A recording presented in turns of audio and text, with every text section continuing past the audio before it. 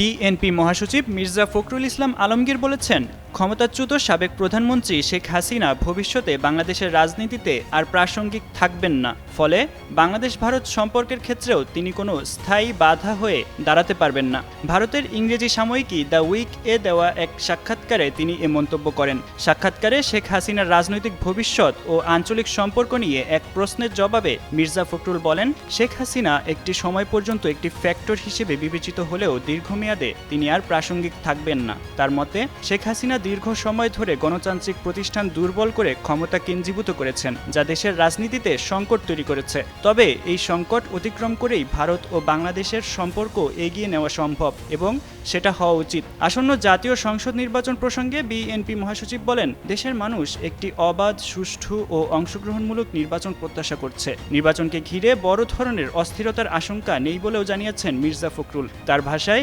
নির্বাচন কমিশন দায়িত্বশীল ভূমিকা পালন করছে এবং সরকারের দিক থেকেও ইতিবাচক মনোভাব দেখা যাচ্ছে। প্রচারের সময় কিছু বিচ্ছিন্ন সমস্যা থাকলেও তা নির্বাচন প্রক্রিয়াকে ব্যাহত করবে না বলে মনে করেন তিনি।